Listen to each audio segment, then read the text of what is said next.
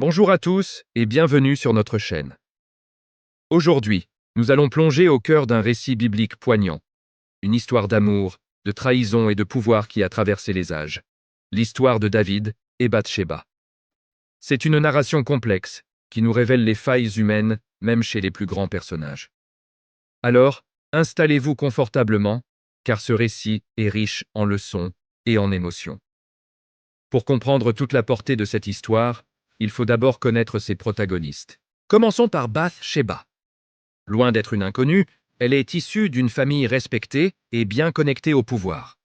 Son nom signifie « fille de l'abondance » ou « fille du serment ».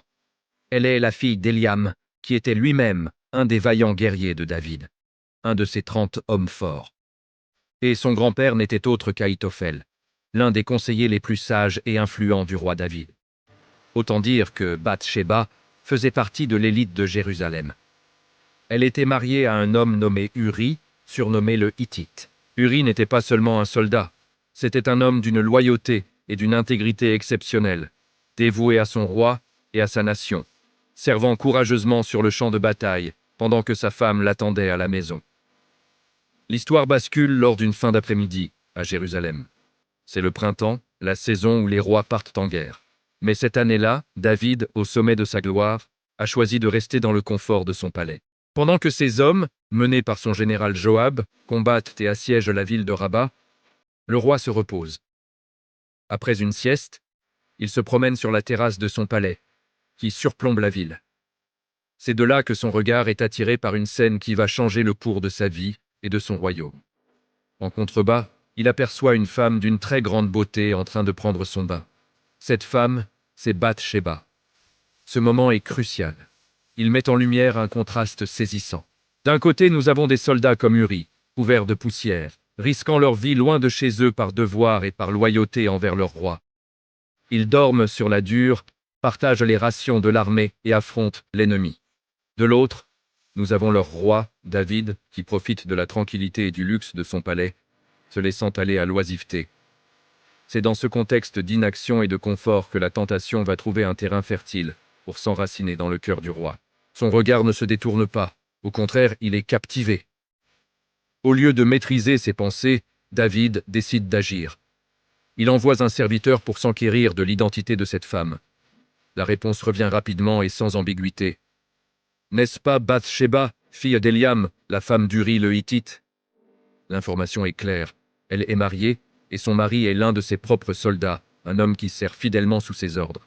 À ce moment précis, David avait toutes les raisons de s'arrêter.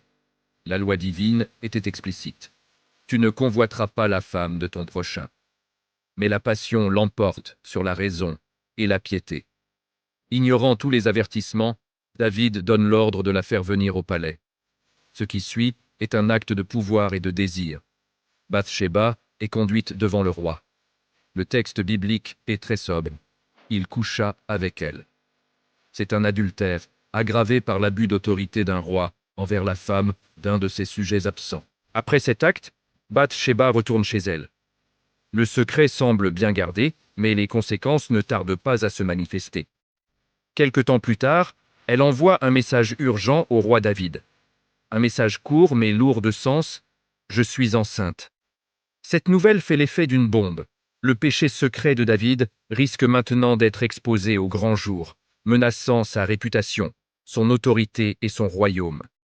Face à cette crise, David ne cherche pas à se repentir, mais à dissimuler sa faute. Sa première idée est de monter un stratagème pour faire croire que l'enfant est bien celui d'Uri. Il envoie un message à son général Joab, lui ordonnant de renvoyer Uri à Jérusalem, sous prétexte de lui demander des nouvelles du front. Quand Uri arrive au palais, David lui pose quelques questions sur la guerre, puis il lui dit de rentrer chez lui pour se reposer et, sous-entendu, passer la nuit avec sa femme. David espère ainsi que la grossesse de Bathsheba sera attribuée à son mari légitime. Il envoie même un plat de sa table à la maison d'Uri pour l'encourager. Mais le plan de David se heurte à un obstacle inattendu, l'intégrité sans faille d'Uri. Le soldat, par un sens du devoir et de la solidarité extraordinaire, refuse de rentrer chez lui. Au lieu de profiter du confort de son foyer et de retrouver sa femme, il passe la nuit à la porte du palais, avec les gardes du roi. Quand David apprend cela le lendemain, il est stupéfait. Il convoque Uri et lui demande pourquoi il n'est pas rentré chez lui.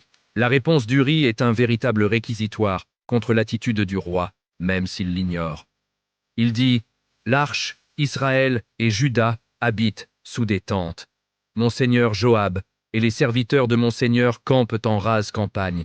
Et moi, j'irai dans ma maison pour manger, boire et coucher avec ma femme?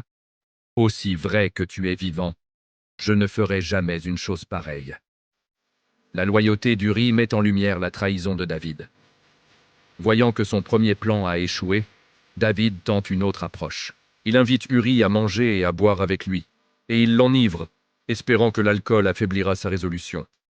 Mais même ivre, Uri reste fidèle à ses principes. Il retourne dormir avec les gardes du roi et ne rentre toujours pas chez lui. Le piège de David s'est refermé sur lui-même. Désespéré, le roi passe alors à l'étape la plus sombre de son plan. Il décide de se débarrasser d'Uri. Le lendemain matin, David écrit une lettre à son général Joab. Et dans un acte d'une cruauté et d'un cynisme absolu, il confie cette lettre à Uri lui-même pour qu'il la porte jusqu'au front. Uri devient ainsi le messager de sa propre sentence de mort. Dans cette lettre, David ordonne à Joab de placer Uri à l'endroit le plus dangereux du combat, là où les assauts sont les plus violents, puis de se retirer en l'abandonnant, afin qu'il soit frappé et qu'il meure. Joab, fidèle exécutant des ordres du roi, obéit. Il envoie Uri en première ligne lors d'un assaut contre les murs de la ville de Rabat. Comme prévu, Uri est tué, ainsi que plusieurs autres soldats. Une fois la nouvelle de la mort d'Uri parvenue à Jérusalem, David peut enfin mettre la dernière touche à son plan.